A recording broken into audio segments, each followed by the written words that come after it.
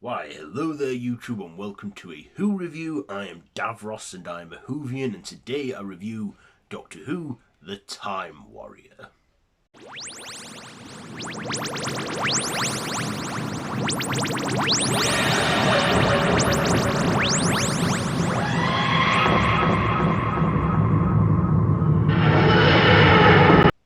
So this is a serial from 1973 where a Sontaran named Lynx comes to the Middle Ages to, well, try and get his ship fixed, and then start stealing people from the 20th century to help with the reconstruction. And of course the Doctor at U.N.I.T gets suspicious and ends up getting caught up in the action.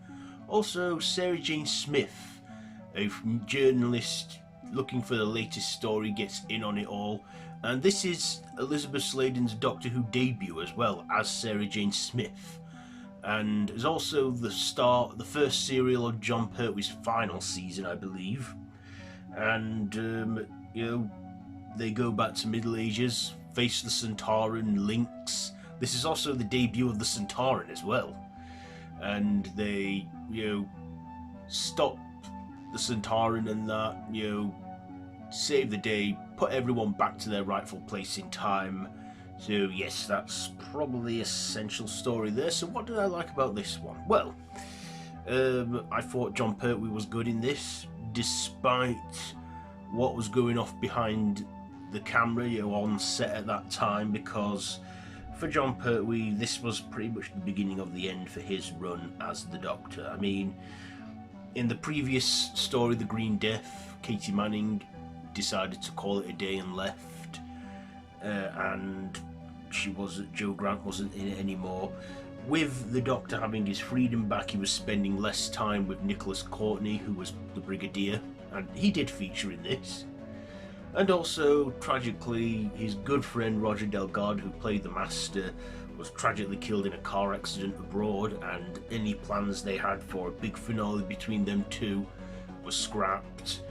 So it just didn't feel the same anymore for him, and this is where he was wanting to leave, and he did that end of that season. But despite it all, he kept it professional on camera and gave us a good performance as the Doctor, and kept it together. So good on him for that, for his acting.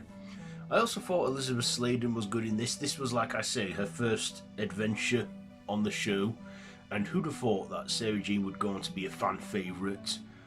Of course, she lasted throughout. Well, she carried on with Tom Baker, and then returned with a one-off spin-off in the early 80s before returning all those years later in the revival era before getting her own spin-off. And yeah, this was a good first outing for Sarah Jane Smith, or Elisabeth Sladen. I also like the Sontaran. Despite the makeup looking a bit tacky, this would be the beginning of a classic monster that would go on to be a popular one, returning 4 times in the classic era, them being the Time Warrior, the Sontaran Experiment, the Invasion of Time, and the 2 Doctors, before returning in the revived era in Series 4, and then Drax becoming a reoccurring presence in the revival era during Stephen Moffat's run of the show. So yeah, I believe the actor who played the Sontaran, I can't quite remember his name now, went on to play Choji in Pertwee's final serial, the Planet of the Spiders. And yeah, for part 1, we don't really see much of the Sontaran's face because he's keeping it hidden all the time. But I imagine at the end of part 1, when we see that face, that must have been like something, for the audience of that time. But yeah, I also thought the whole setting in the Middle Ages was interesting because, well, back then, going back in time and doing a historically set story, they thought was a bit risky and would confuse people with actresses and that. And also, stories set in the past didn't really do much for fans. So they did a lot of stories set in the future, or in space, or in the present.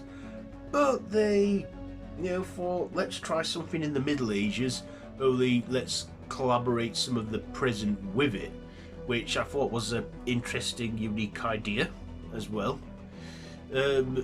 This also had June Brown in it, who would be known to my generation and a lot of people as Doc Cotton or Doc Branning in the long-running soapy EastEnders. Yeah, she looks really younger and different in that, but that was her, June Brown. Um, but also, we had some supporting characters to this, like Professor Rubish, who worked at U.N.I.T, and we had some knights in there too. Of course, the big finale when they meant to blow up the castle, the effects look terrible. You can clearly see it's a quick shot of a rock slide. I think that was due to budgetary reasons, but if they could touch up anything digitally, I guess they could do that, at least have a good look at the castle blowing up. But like I say, I guess they had to work with what they had. But I just thought that bit was kind of laughable and terrible. But like I say, this was a good story. This was the first ever Third Doctor serial I owned on DVD, and probably the first time I watched a full Third Doctor serial. And yeah, Pertwee, is considered one of the best Doctors, and I can see why. So, the Time Warrior.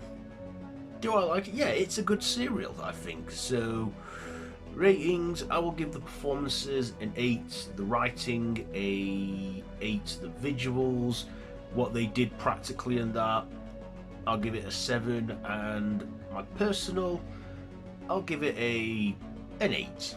Let's say, yeah, an 8. So there you go, there is my review on Doctor Who The Time Warrior. Have you seen this one? Let me know down in the comments below if you have, and if you like this video, be sure to give it a big thumbs up and to share with your friends, and feel free to subscribe to the channel if you haven't already and to hit that notification bell. I've been Davros the Whovian, and this has been a Who review on Doctor Who The Time Warrior. So, until, all my social media links are down below. So yeah, until next time, run for your life.